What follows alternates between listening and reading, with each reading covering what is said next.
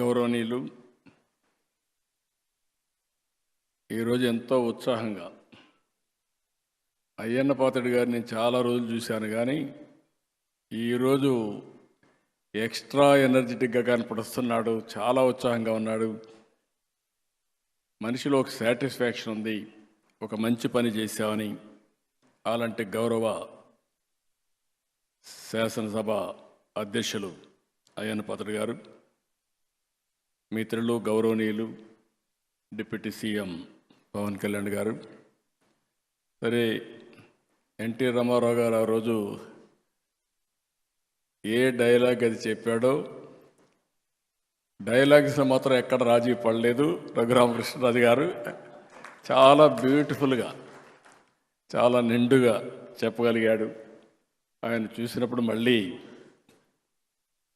NT Ramarao గారి dialogues మనకు గుర్తొచ్చే పరిస్థితి వచ్చింది. పయ్యావుల కేశవ్ గారు ఎప్పుడు కూడా ఫైనాన్స్ మినిస్టర్స్ ఏదైనా చెప్తే దానికి అడ్డంకులు పెడతా ఉంటారు. అందుకే అయ్యన్న పాత్రుడు గారు చెప్పారు, అడ్డంకులు పెట్టకుండా డబ్బులు ఇచ్చారని.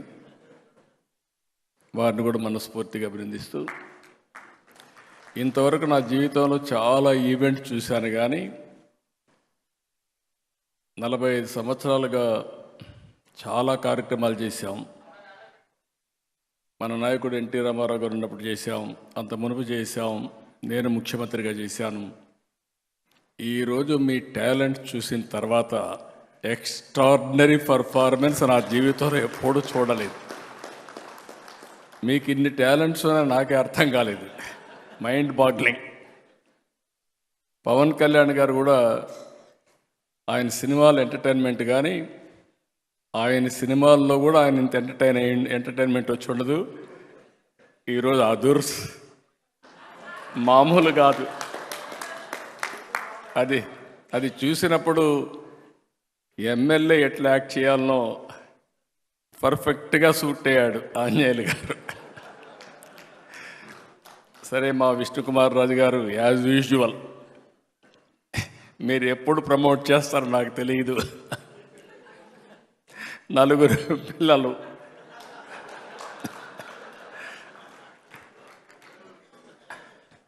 అంటే వినోదం ఒక సందేశం, ఒక సీరియస్ విషయం ఇది. ఆ సీరియస్ విషయం కూడా ప్రజలకు అర్థమయ్యేట్టుగా మీరు చెప్పగలిగారంటే ఎక్సలెంట్ పర్ఫార్మెన్స్. ఎమ్మెల్యే దగ్గరికి వచ్చినప్పుడు మా రవికుమార్ బ్రహ్మారెడ్డి చూస్తే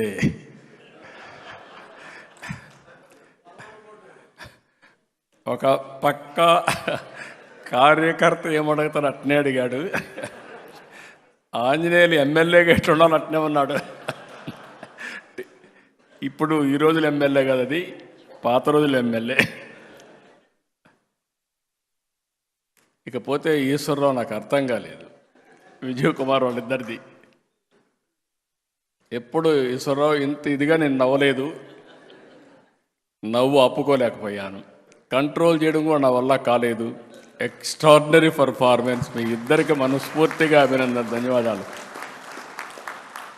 అంటే వెరీ సింపుల్.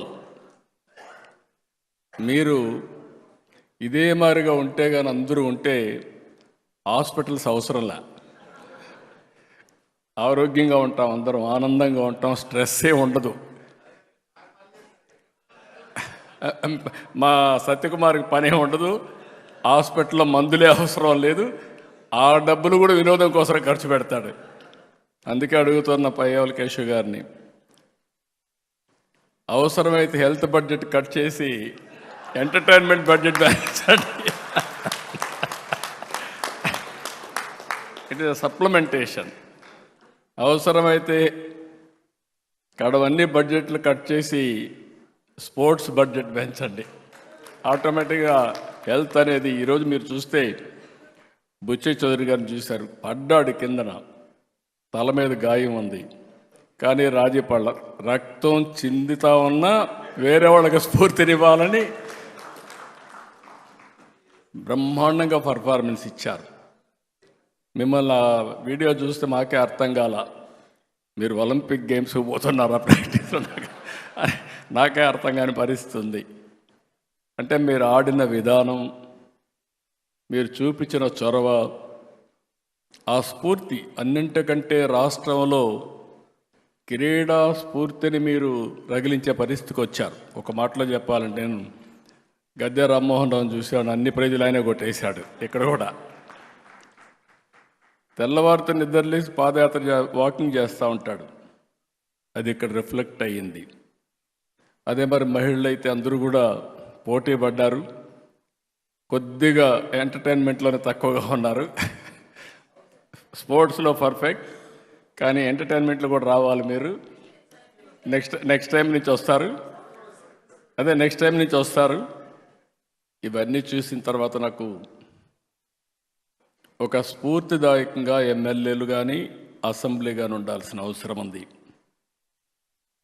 మనం ఎప్పుడు మిత్రపక్షం లేకుంటే ప్రతిపక్షం లేకపోతే అధికార పక్షం అనేది ప్రజా సమస్యలపైన పోరాడడం కోసం తప్ప వ్యక్తిగత విభేదాలు లేవు. మేము చూసేవాళ్ళం, హోరాహోరీగా పోరాడేవాళ్ళం. బయట వస్తే పక్కనే లాబీకి వస్తానే ఆప్యాయంగా పలకరించుకునేవాళ్ళం. అది పాలిటిక్స్. ఒక మాటలో చెప్పాలంటే మన రాష్ట్రంలో రాజకీయాలు కలుషితం అయిపోయినాయి. ఏదో బద్ధ శత్రువులుగా. ఓసారి నేను చూశాను, మర్రి చెన్నారెడ్డి గారు ముఖ్యమంత్రి, నేను ప్రతిపక్షంలో ఉన్నాను. నేను ఎమోషన్లో బల్లగుద్దాను, అసర్టివ్గా చెప్పడానికి. ఇమ్మీడియట్గా ఆయన కోపం వచ్చింది. చాలా ఎగోయిస్టిక్గా ఉంటాడు ఆయన. కోపం వచ్చింది.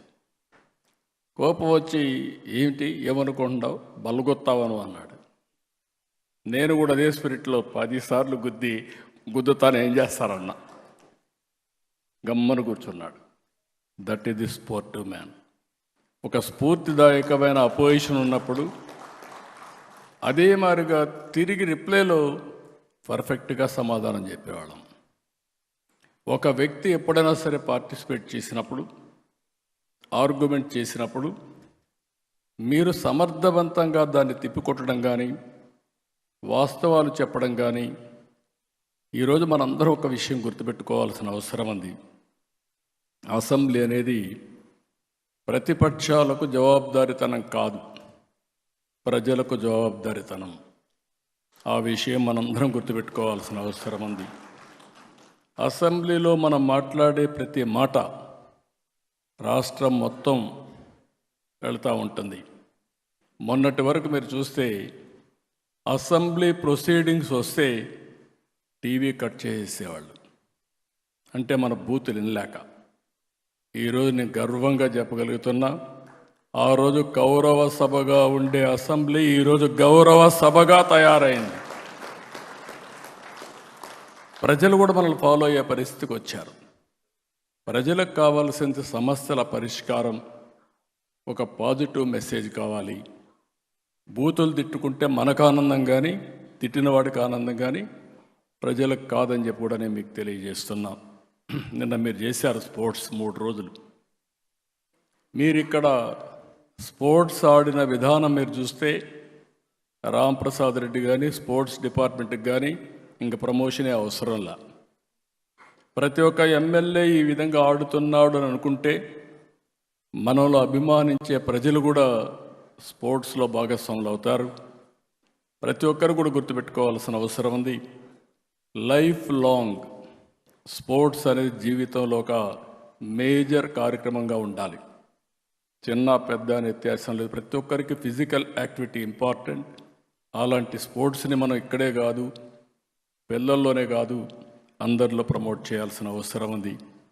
ఏది ఏమైనా ఈరోజు మాత్రం ఎప్పుడూ చూడనటువంటి బ్రహ్మాండమైనటువంటి కల్చరల్ ప్రోగ్రామ్స్ దగ్గర నుంచి, స్పోర్ట్స్ ప్రోగ్రామ్స్ దగ్గర నుంచి అసెంబ్లీ కూడా నేను చూశాను. ఎవరికి ఎవరు పోటీపడి చేసి మాట్లాడారు, సబ్జెక్ట్ పర్ఫెక్ట్గా చేశారు. ఒక మీనింగ్ఫుల్ అసెంబ్లీ జరిగింది. దానికి నేను గర్వపడుతున్నానని చెప్పి కూడా నేను మీకు తెలియజేస్తున్నా. ఇప్పుడే పవన్ కళ్యాణ్ గారు అన్నారు, మీరందరూ ఎన్డీఏలో ఉండే ఆల్ ఎమ్మెల్యేలు మీరు శాశ్వతంగా ఎమ్మెల్యేలుగా ఉండాలి. ఈ విషయం మీరు గుర్తుపెట్టుకోవాలి. అది సాధ్యం. గుజరాత్లో 5వసారి గవర్నమెంట్స్లో గెలిచారు. ప్రధానమంత్రి నరేంద్ర మోడీ గారు 3వసారి గెలిచారు. దీనికి కారణం ప్రజలకు ఏం కావాలనో ఆ పనులు మనం చేసి ఆ విషయాలు సమర్థవంతంగా ప్రజలకు చెప్పగలిగితే ఎప్పుడూ ప్రజలు మనతో ఉంటారు.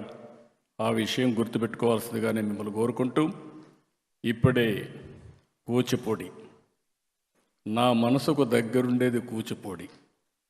ఎందుకు నేను ఈ మాట వాడుతున్నానంటే, తెలుగు వారి యొక్క వారసత్వం కూచిపూడి. నేను అందుకే కూచిపూడి మీరు చూస్తే ఆ గ్రామాన్ని డెవలప్ చేసి ఆ ప్రాంగణాన్ని బ్రహ్మాండంగా డెవలప్ చేసి ప్రపంచంలో ఎవరైనా సరే కూచిపూడికి వచ్చి ఆ స్ఫూర్తిని తీసుకొని ఈ కూచిపూడి ప్రపంచం అంతా వెళ్ళాలని నా ఆలోచన. ఈరోజు నేను మనస్ఫూర్తిగా ఈ పిల్లల్ని అభినందిస్తున్నా, వాళ్ళ మాస్టర్ని అభినందిస్తున్నా. అయ్యన్న పాత్రుడు గారు చాలా హ్యాపీగా చెప్పారు. నేను కూడా మిస్ అయ్యాను, కానీ తప్పకుండా ఆ వీడియో చూస్తా. రేపు ప్రధానమంత్రి గారు వచ్చినప్పుడు వీళ్ళ ప్రోగ్రాం ఉంటుందని చెప్పి కూడా నేను మీకు తెలియజేస్తున్నా. ఎందుకు నేను ఈ మాట వాడుతున్నానంటే, కూచిపూడి ప్రపంచం మొత్తం తీసుకెళ్ళాలి. మనకు 2 వారసత్వాలు ఉన్నాయి. ఒకటి వెంకటేశ్వర స్వామి, రెండోది కూచిపూడి. Is our culture. అది మన వారసత్వ సంపద. ఈ 2 కూడా తీసుకుపోవాల్సిన అవసరం ఉంది. ఏది ఏమైనా మళ్ళీ చెప్తున్నా, ఈరోజు నా జీవితంలో నేను ఎంటర్టైన్ చేసిన విధానం చూసిన తర్వాత నా లైఫ్లో ఎప్పుడు కూడా నేను చాలా రిజర్వ్డ్గా ఉంటానని చెప్పి అనుకునేవాళ్ళు. అలాంటిది నాకే నవ్వు ఆపలేక చాలా, ఒక మాటలో చెప్పాలంటే ఎవ్రీ ఇన్సిడెంట్.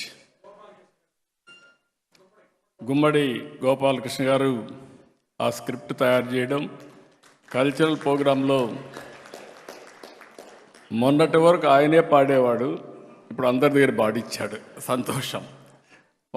అంటే మీ దగ్గర ఐడియాస్ ఉన్నాయి, మీ ఐడియాస్ టాలెంట్స్ ఉండే వాళ్ళకి అందిస్తే ఏ విధంగా పనిచేస్తారనేది ఈరోజు పర్ఫార్మెన్స్ బట్టి తెలుస్తుంది.